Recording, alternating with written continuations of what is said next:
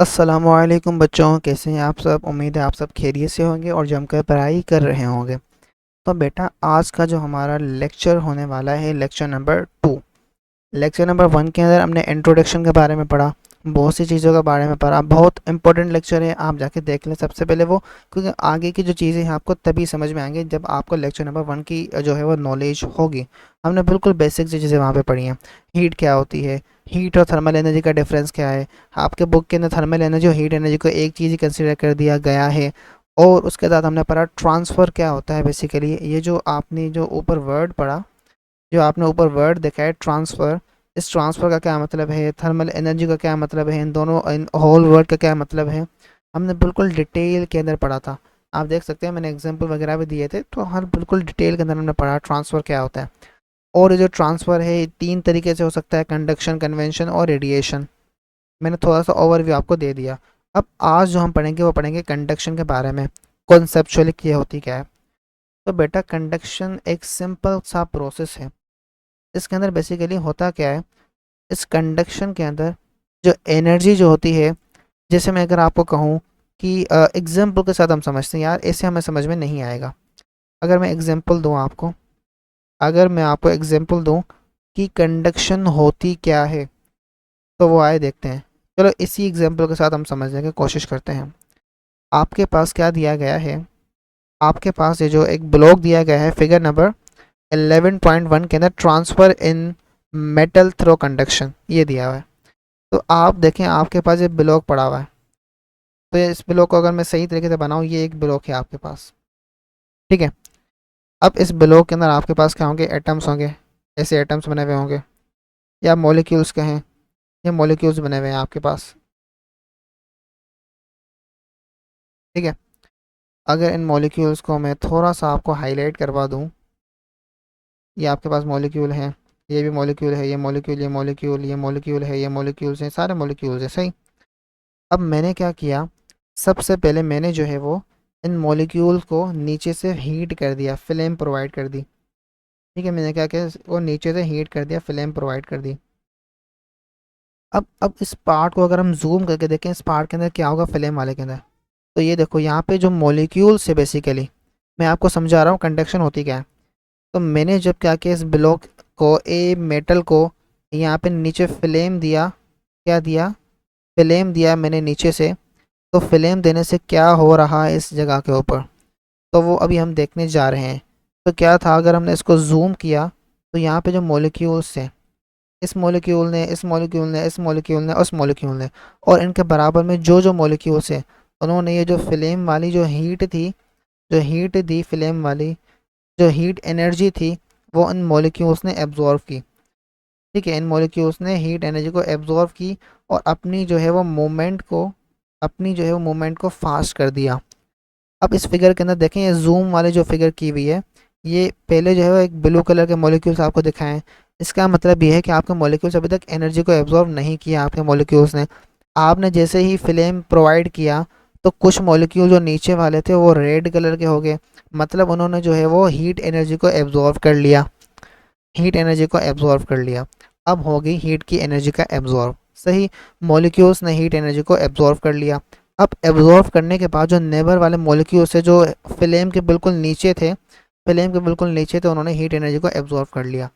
अब क्या होगा एब्जॉर्व करने के बाद, ये देखें, ये जो नीचे वाले ये फ्लेम था, ये दिया फ्लेम हमने, ये जो मॉलिक्यूल्स हैं इन्होंने हीट एनर्जी को एब्जॉर्व करके क्या किया, ये मॉलिक्यूल ऐसे अपनी मीन पोजीशन की तरफ मूव करते हैं।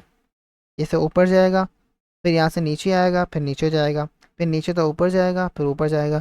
इसे कहते हैं ऑसिलेशन परफॉर्म करना, ठीक है। ये आपके कोर्स के अंदर आगे आएगा, वेव्स वाले चैप्टर के अंदर आप पढ़ेंगे इसको। तो ये जो मॉलिक्यूल अपनी मूवमेंट कर रहा है, इसे ऊपर नीचे, तो इस मूवमेंट को ये क्या कर देगा, फास्ट कर देगा, ये मूवमेंट फास्ट हो जाएगी।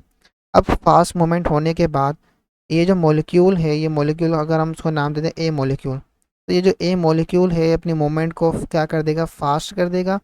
और फास्ट करने की वजह से जो इस ए मॉलिक्यूल के बराबर में जो दूसरे मॉलिक्यूल होंगे, ये दूसरे मॉलिक्यूल जो हैं, ये हो गया, ये हो गया, और दूसरे मॉलिक्यूल हमने बना दिए, तो ये जो दूसरे मॉलिक्यूल इसके बराबर में होंगे, तो आप मुझे बताओ, अगर ये मॉलिक्यूल जो है ए मॉलिक्यूल अगर फास्ट मूव करने लग गया, तो ये जो मॉलिक्यूल है ये कोलिजन को फास्ट नहीं करेगा, इसका कोलिजन ये जो टकराएगा दूसरे मॉलिक्यूल के साथ वो फास्ट नहीं होगा।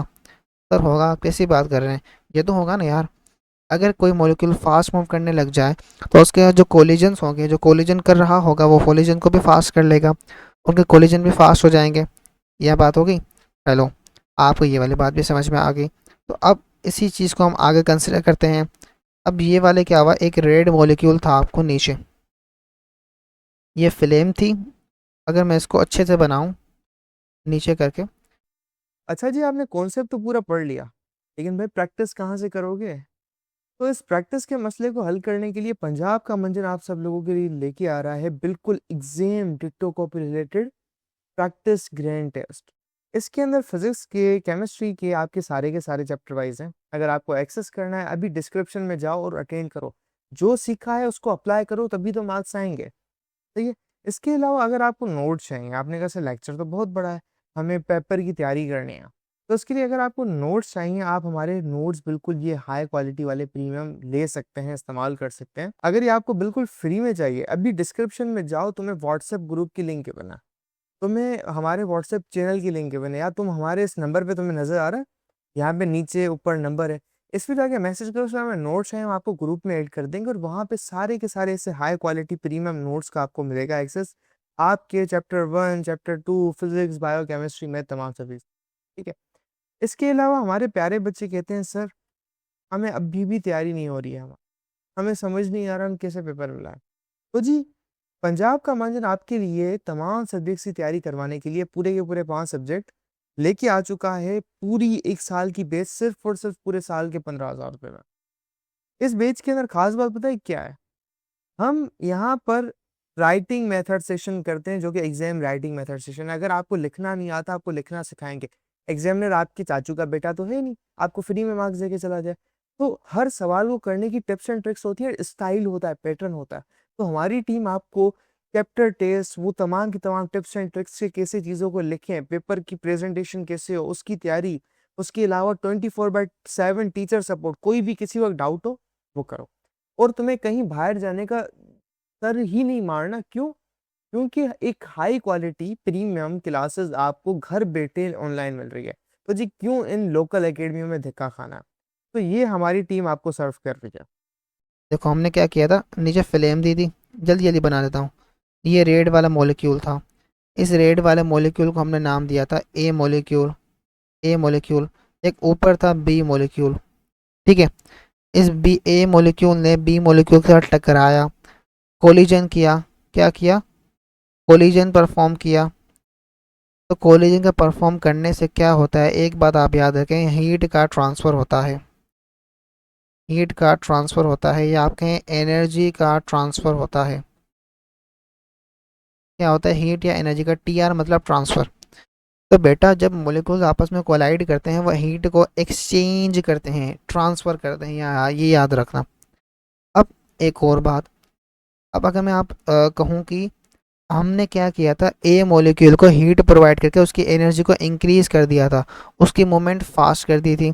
जब वो बी के साथ टकराएगा तो पिछली के लिहाज से, पिछली टकरार, पिछले कोलिजन के लिहाज से, पिछली टकरार के लिहाज से वो इस दफ़ा ज़्यादा टकराएगा, क्योंकि हमने हीट प्रोवाइड कर दी थी उसको, हमने ज़्यादा प्रोवाइड कर दी थी एनर्जी ए मॉलिक्यूल को। तभी वो इस बार ज़्यादा तेज़ी से टकराएगा और ज़्यादा एनर्जी को बी मॉलिक्यूल को ट्रांसफ़र करेगा। इसी तरीके से बी मॉलिक्यूल सी को, डी को, ई को, एफ को, जी को, एच को, आई को, सबको ट्रांसफ़र करता जाएगा, जो आप इस फिगर के अंदर देख सकते हैं। आपने जैसे ही इस ब्लॉक को फ्लेम किया, जो ब्लू कलर के सारे मॉलिक्यूल्स क्या होगा, धीरे धीरे से रेड होने लग गए। तो बेसिकली क्या होता है, जब आप किसी सॉलिड को नीचे से फ्लेम करते हैं, कोई भी आपका सॉलिड है, आपने उसको क्या कर दिया, हीट कर दिया, फ्लेम कर दिया, तो उस फ्लेम के बिल्कुल ही ऊपर जो भी मॉलिक्यूल्स होंगे वो क्या करेंगे, मूवमेंट को फास्ट करेंगे, कोलिजन करेंगे, परफॉर्म करेंगे, और बराबर बराबर मॉलिक्यूल सारों को हीट प्रोवाइड करते जाएंगे, ट्रांसफ़र करवाते जाएंगे, एक्सचेंज करवाते जाएंगे। तो क्या होगा, स्लोली स्लोली ग्रेजुअली क्या होगा, हीट का ट्रांसफ़र होता जाएगा। हीट क्या होगी, ट्रांसफ़र होगी, और आपका जो है वो ऑब्जेक्ट है वो क्या हो जाएगा, कोल्ड से हॉट हो जाएगा। क्या हो जाएगा, कोल्ड से हॉट हो जाएगा। अब ये था कंडक्शन। अब इसको मैंने कंडक्शन क्यों कहा, वो जाने से पहले एक बात और सुने। इसके अंदर हमने क्या किया है, हमने डायरेक्ट एनर्जी मॉलिक्यूल प्रोवाइड किया है, हमने डायरेक्ट कांटेक्ट करवाया है, हमने फ्लेम का मॉलिक्यूल के साथ डायरेक्ट कांटेक्ट करवाया है। ठीक है, हमने मोमेंट की तरफ से मोमेंट कोई नहीं करवाई, मोमेंट की वजह से नहीं हुआ, फ्लेम का डायरेक्ट कांटेक्ट करवाया है हमने। यहाँ पे आप देखें, आपने ऑब्जेक्ट की मूवमेंट नहीं की, आपने ऑब्जेक्ट को फिक्स रखा हुआ है एक ही जगह पर, ऑब्जेक्ट फिक्स्ड है। आपके मॉलिक्यूल जो है वो एनर्जी को ट्रांसफ़र कर रहे हैं एक मॉलिक्यूल दूसरे के साथ। कैसे करा? वाइब्रेशनल मोशन की वजह से, वाइब्रेशन करके। और इन मॉलिक्यूल को जो एनर्जी प्रोवाइड की जा रही है वो डायरेक्ट कॉन्टेक्ट है उसका, मतलब बीच में कोई आप इंटरमीडिएट चीज़ यूज़ नहीं कर रहे। अब डायरेक्ट कैसे, वो मैं आपको एक एग्जांपल देता हूँ। ठीक है, आप जब खाना पकाते हैं, ये आप जो है वो एक गैस का चूल्हा है, ये गैस के चूल्हे से फ्लेम जो है वो चल रही है। तो इसके ऊपर आपने क्या कहते हैं, एक फ्रे पान रख दिया, फ्राई पैन रख दिया, उसके ऊपर आपने अंडा बनाने लग गए आप। ये अंडा है आपका, ठीक है। अब देखें, अंडे के पास ये जो अंडा है इसके पास हीट कैसे आएगी? फ्लेम से जो फ्राई पान है आपका, फ्राई पान है जो तवा है आपका, उसके पास हीट जाएगी पहले, फिर अंडे के पास हीट जाएगी। तो जो फ्राई पैन है ये आपकी क्या है, इंटरमीडिएट स्टेट है। तो हमने क्या किया यहाँ पे, मैं कह रहा हूँ कि बगैर किसी इंटरमीडिएट स्टेट के आपने ऑब्जेक्ट ए को डायरेक्टली हीट कर दिया, डायरेक्टली फ्लेम प्रोवाइड कर दी। आपने फ्लेम की ऑब्जेक्ट ए के मॉलिक्यूल्स को डायरेक्टली मिली है, इस तरीके से नहीं। जो आपका अंडा है, जो आपका अंडा जो है वो फ्राई हो रहा है, उसको एक किसी फ्राई पैन की मदद से हीट मिल रही है, ऐसा नहीं है। आपने डायरेक्टली हीट प्रोवाइड कर दी, तो ये कंडक्शन कहलाता है। तो मैंने आपको बिल्कुल ही आपको मैंने जो है वो टोटली एक्सप्लेन कर दिया कॉन्सेप्ट कंडक्शन का क्या होता है, बिल्कुल ही डिटेल के अंदर और कॉन्सेप्चुअली एक्सप्लेन कर दिया है। तो अब उसको हम जो है वो देखते हैं, डेफिनेशन वगैरह देखते हैं यहाँ पे जो लिखी हुई है। ठीक है, अब डेफिनेशन क्या कह रहा है आपके पास, conduction is a process by which heat is transfer through direct contact. हमने समझ लिया डायरेक्ट कॉन्टैक्ट कैसे है, between particles in a material, वो भी हमने पढ़ लिया, पार्टिकल के बीच में होती है, without any actual movement of the material, material की खुद की मूवमेंट नहीं होती। क्या होता है इसके अंदर, फास्ट मूविंग जो हॉटर पार्टिकल हैं कोलाइड करेंगे स्लो के साथ, और हीट की काइनेटिक एनर्जी को ट्रांसफ़र करेंगे। अब आपको पता है भाई, जो एनर्जी वो ट्रांसफ़र करें वो काइनेटिक है, क्योंकि वो मोशन में एनर्जी ट्रांसफ़र करें, वो मोशन की वजह से एनर्जी है। ये तो बात कॉमन सेंस है यहाँ पे जो लिखी हुई है, और आपको भी पता है। ठीक है, अब आगे क्या लिखा हुआ है, this method of transfer more efficient in solids. Solid के अंदर मोर एफिशिएंट होता है, क्यों? क्योंकि इसके अंदर एनर्जी जो ट्रांसफ़र होती है वो डायरेक्ट होती है। ठीक है, मॉलिक्यूल टू मॉलिक्यूल होती है, एक मॉलिक्यूल दूसरे को ट्रांसफ़र करता है वाइब्रेशन की वजह से। अब अगर आपको इस बात से समझ में नहीं आए कि इफ़िशिएंट फिर भी क्यों कह रहे हैं, तो इस वर्ड को, लाइन को समझने के लिए आपको कन्वेंशन और रेडिएशन पढ़ना होगा, और उसमें देखना होगा कि सॉलिड के पास कन्वेंशन और रेडिएशन होती है। देन हम कंपेयर करेंगे कंडक्शन के साथ और कहेंगे मोस्ट एफिशिएंट क्यों है, एक्चुअल आपका प्रूफ मिलेगा वो दो चीज़ें पढ़ने के बाद। तो अगर अभी ये बात समझ में नहीं आई तो कोई बात नहीं, क्योंकि आपने आगे वाला टॉपिक्स नहीं पढ़े तो आपकी वाली बात समझ में भी नहीं आएगी। अब यहाँ पे दो चीज़ें लिखी हुई हैं, मेटल के बारे में और नॉन मेटल के बारे में, फ्री इलेक्ट्रॉन वगैरह होते हैं, ये वाली बात सुने। ठीक है, और ये जो बात लिखी हुई है सॉलिड्स के अंदर कैसी होती है वो मैंने आपको अभी एग्जाम्पल दिया, और इसको मैं सारे को बिल्कुल ही शॉर्ट के अंदर एक्सप्लेन करता हूँ कि क्या लिखा हुआ है। ये वाली बात, एक ही बात को उन्होंने जो है वो बड़ा करके लिख दिया है। ये सारी बात मैंने आपको मैक्सिमम चीज़ें समझा दी हैं यहाँ पे, ये सारा लिखा हुआ है, मैंने आपको सारा समझा दिया है अभी, इस ये जो पूरा मैंने आपको ऊपर समझाया। सिर्फ एक चीज़ नहीं समझा जिसका यहाँ पे एक्सप्लेनेशन की हुई है, वो चीज़ भी सुन लें। वो रिलेट करती है मेटल, और मैं नीचे करके लिख लूँ और कलर को चेंज कर लूँ। वो रिलेट करती है जो आपके पास जो मेटल्स होते हैं, मेटल्स, और जो आपके पास नॉन मेटल्स हैं उसके साथ। अब आपको यार बेटा एक बात पता होगी कि जो आपके मेटल्स होते हैं, इसको मैं यहाँ पे दिखा दूँ, एक सेकंड, इसको मैं नीचे करके दिखा देता हूँ। आपको एक बात पता होगी, जो आपके पास जो है वो मेटल्स होते हैं, उनके पास क्या होता है, फ्री इलेक्ट्रॉन होते हैं। और जो नॉन मेटल है, नॉन मेटल्स होते हैं, उनके पास कोई भी उनके पास फ्री इलेक्ट्रॉन नहीं होता। तो मतलब मेटल के पास दो चीज़ें होती हैं, मेटल जो होते हैं उनके पास दो चीज़ें होती हैं, एक होते हैं free electron, number one thing. Second thing क्या होती है उनके पास होते हैं एटम्स, एटम्स होते हैं, मॉलिक्यूल्स होते हैं, दो चीज़ें होती हैं। नॉन मेटल के साथ पास क्या होता है, फ्री इलेक्ट्रॉन्स नहीं होते, तो उनके पास एक ही चीज़ होती है जिसे हम कहते हैं एटम्स। समझ में आ गई। अब आए आप, मैंने क्या लिया, एक मेटल की रोड ले ली और एक वुड का ब्लॉक ले लिया। ठीक है, दोनों को मैंने क्या कर दिया, फ्लेम कर दिया। फ्लेम कर दिया, ये मैंने क्या लिया है, मेटल लिया है एक। ठीक है, ये मैंने क्या लिया, एक वुड लिया है। तो ये नॉन मेटल है, ये मेटल है। अब आप कहेंगे ये जो ए है, ये जो हमारे पास ये जो मेटल है, ए नहीं, ये जो मेटल है ये क्या हो जाएगा, जल्दी हॉट हो जाएगा। क्या होगा, हॉट हो जाएगा। ये जो है वो स्लो होगा हॉट, ये स्लो हॉट होगा। आप यही कहेंगे ना, मेटल जल्दी हॉट होगा, वुड क्या होगा, स्लो हॉट होगा। वजह, वजह ये रही, मेटल के पास दो चीज़ें हैं, एटम्स हैं और फ्री इलेक्ट्रॉन्स हैं, जो एनर्जी को कैरी करेंगे वन पॉइंट से सेकंड पॉइंट की तरफ, वन कॉर्नर से सेकंड कॉर्नर की तरफ। नॉन मेटल के पास सिर्फ एक ही चीज़ है जो है एटम, वही एटम एक जगह से दूसरी जगह क्या करेंगे, मूव करेंगे। यार ये बात होगी ना, दो बंदे हैं होंगे तो काम जल्दी हो जाएगा, एक बंदा है तो काम देर से होगा। समझे। तो मेटल के पास दो चीज़ें होती हैं, फ्री इलेक्ट्रॉन्स होते हैं और साथ में एटम भी होते हैं।